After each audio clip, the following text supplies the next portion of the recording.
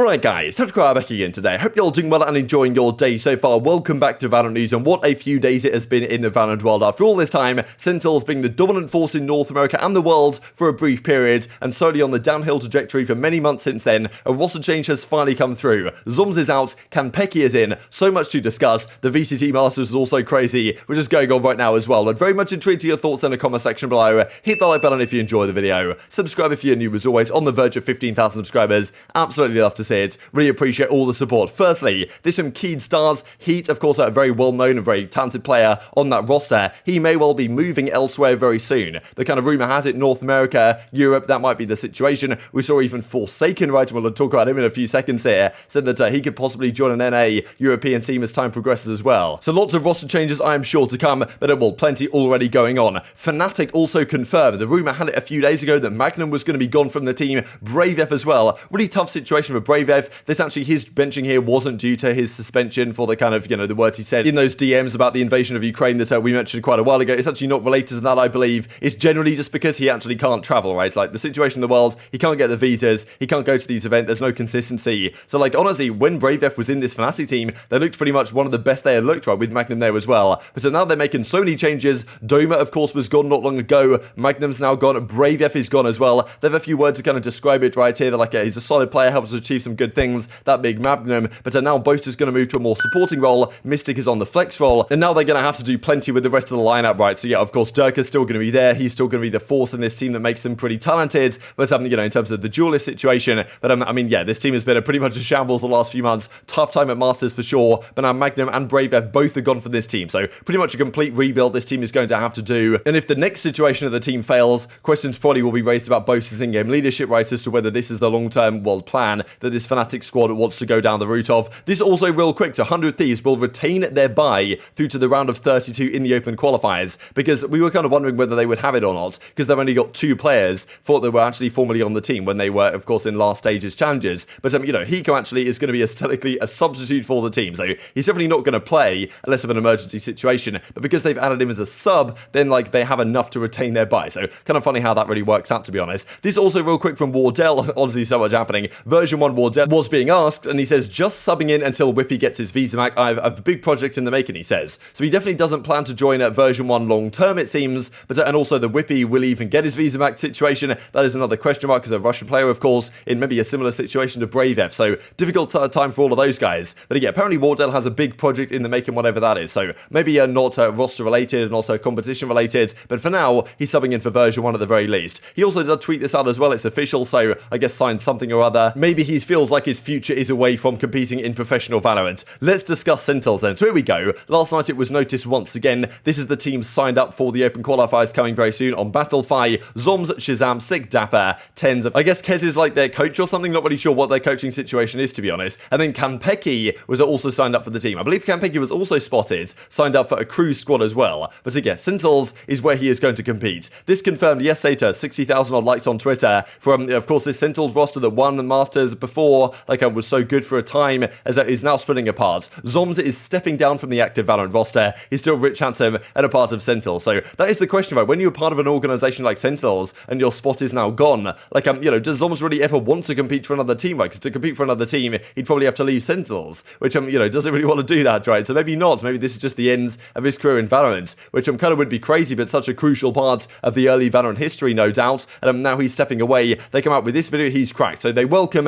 Kanpeki to the team. Currently a player for a crew, well, not anymore, I guess he's a player for Sentinels right now. And the Sentinel guys actually were talking about him right here. They have a few clips on him, and it seemed like, very interestingly, it was it's kind of strange how some of these rosters are built, right? Because we look at 100 Thieves, they brought in ShahZaM, they brought in DDK, and they basically chose the roster they wanted to go with. They handpicked players from all across the park. TenZ, seemingly, even ShahZaM basically said that TenZ really liked this guy. He wanted Kanpeki to come through. They had some history playing together very briefly. Reckon he was a very talented player, easy to work with, lots of potential. So Kanpeki is coming in instead of Zombs. That does mean the roles are going to get changed around to some degree. Look, I don't know too much about Kanpeki's skill ceiling, his history, but TenZ seems to believe he's going to be a very promising asset to the team. And he also uses KO a lot. He has some really good stuff with the KO lined up. So I think that's going to be their plan, having him on the KO a fair bit. There's going to have to be some flexibility within this team now, right? But that is the thing. Kanpeki joining the squad instead of Zombs, it's interesting, right? Because a lot of people said for quite some time, was Zombs the problem with the team? Is it a one-man move? We'll have to see how this goes. knows, right? Because we're going to see them in action very soon indeed. They're going to have to qualify through the open side to even get back into challenges for stage 2. Is Kanpeki going to be the route to do that? Maybe it is an upgrade in firepower. Maybe that's what they feel they needed. Bit of an upgrade in firepower, like in the kind of flexibility situation. Maybe dapr can go to the smokes. I think he's been talking about that. That was a disgusting shot right there. And TenZ seems to believe this guy might be the kind of the second coming. And if TenZ is confident that this guy is the way to go, then you've probably got to listen to TenZ at this point, right? As the player that might take you back to a decent position. But just the fact that they don't really have, coaching, general management staff, do wonder whether in the long term this will work out as a particularly good idea. What's next for Zombs? Of course, a pretty interesting question. Excited to see the new roster in action, he says. But yeah, he's of course not going to be part of it. Difficult times for him. But yeah, probably a change in this team was brewing sooner rather than later. Just the change they've decided to make is surprising to many people, right? So they're going to have to qualify, have to get through the open gauntlet effectively to get into challenges 2, and then we'll see if they do make it through what this roster's really capable of against some of the best in the world. As Kanpeki says, super thankful for this opportunity, going to focus really hard for the VCT, show the world that we are back in business. So exciting stuff, new player for Sentinels. Definitely intrigued to your perspective down below on how you think this is going to go, because to be honest, I think this is really tough to call whether this is a good idea or not, just because not too much history with this player. The role question mark is an interesting one, and whether this lasts long term I think is a massive question right now. And this also I thought was kind of funny, just because with Zombs leaving, there was all this talk about, okay, well, Brazil finally won, the Zombs versus Brazil drama that went down at Champions was pretty entertaining, and as FNS says, good morning Brazil, because of course OpTic would play Brazil in their first match last night up against Loud. Would Brazil get 2 victories on the day after Zombs actually, leaves the team and maybe retires from professional play? Who really knows what's going to happen? But well, let's dive into the games then. So 2 games last night in the VCT Masters, unbelievable stuff. This first game, OpTic versus Loud, the game did not start the way I expected. Like, yes, I know that OpTic are good on this map Fracture, but Victor, honestly, it's so much fun to watch Victor play. This to me is the key right now, seemingly to OpTic's success. Like, Neon is so powerful when used in the right way, and Victor seems to know exactly how to use her. Like, look at this. Like, he's just making plays all across the park. He goes 17 in 6, I believe, on the first half of this game.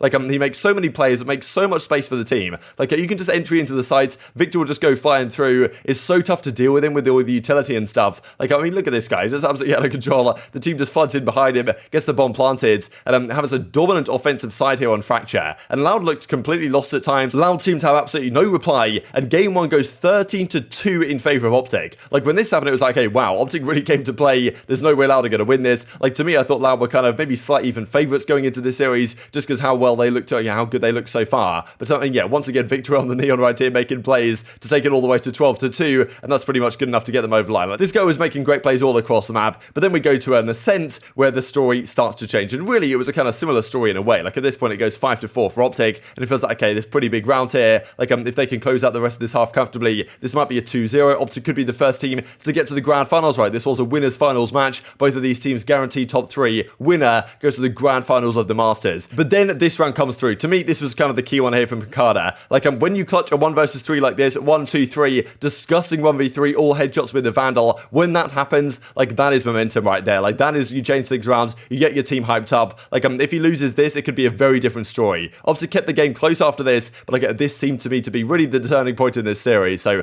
5-5 at this point, they close out the game. Like, a very nice anti-eco ace actually here from Aspas as well. And like, pretty much all the players started to fire on all cylinders. And game 1, Les, who's one of their star players, as we most certainly saw game 3, had a pretty shocking, he had a pretty torrid time of things. Game 2 and 3 though, like, he turned out absolutely massively. As did Aspas. These shots are absolutely disgusting as well. Like, good enough as well with the Sheriff to get the job done as well at 1-2 for the ace. Absolutely beautiful stuff. And this is where we go to the game 3. So Loud take that one, but then it's like a slender early advantage here on the icebox. And yeah, once again, Les, when he finds himself in a tough situation, this guy's just clutching up all across the park. He had a absolute monster game right here. Like, and yeah, we found himself in this situation, 1 versus 2. He wants to get the bomb down, 16 seconds to go, gets the first kill, takes the second as well. Like, that was just absolutely huge from him. And he honestly continued this form throughout the rest of the game as well. It was so tight at this point, it was 9-8. This is a round where, once again, OpTic, if they'd have won this one, tie up the game. But yeah, Les finds himself in another 1 versus 1 and gets the kill as well. This guy was unstoppable this entire game. So,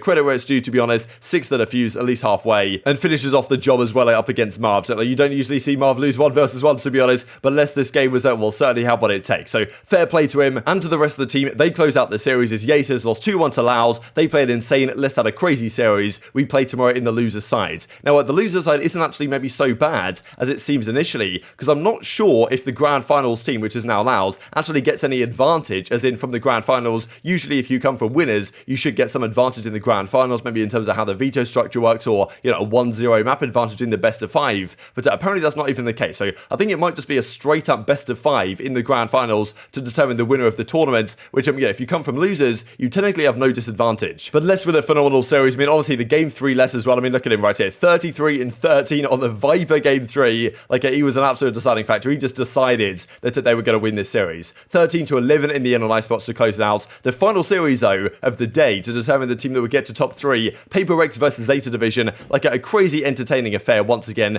The Zeta Division story is so much fun, and they play a very entertaining team in Paper Rex. Game 1, though, goes Paper Rex's way. Very interesting stat about Paper Rex, apparently, that whenever they've played a game where the enemy team didn't use Astra, they won it. Whenever they played against Astra, though, they lost every single map they played. So Astra, despite kind of being out of the meta now, still being used to great success by ShahZaM. And that's what we see when it goes over to here to Haven. Like, Zeta have a great start again. Like, Paper Rex get on the board, but we've seen this a couple of times now where Zeta have a fantastic start to a game. And I'm honestly, like, just watching these guys play is so much fun. The story behind it is impeccable as well. Like, you know, I'm amazed they've made this run. Honestly, it's absolutely incredible. They lost in the very first rounds. They've had to do the hardest possible run ever to make it this far, and now they're to top 3 in the tournament. Like, they win this game on the Haven. They take it all the way to a split. And despite Forsaken making some great plays to tie up this game, like, this was such a back and forth affair on the split. Honestly, there was so much happening. There was so many rounds like this where Forsaken gets this ridiculous clutch here with the jet knives, but in the end, it goes 10-10 at this point. Right? Like, honestly, this game was absolutely absurd. Like, just really how you want a map 3 to be, like, all the way down to the wire. 10-10 here on split, but in the end, Zeta Division clutch up as they've done a few times, win this game 13-10. This was the reaction in the watch party. They're like, I don't know what time this was in the morning for these guys. It can't have been early, right?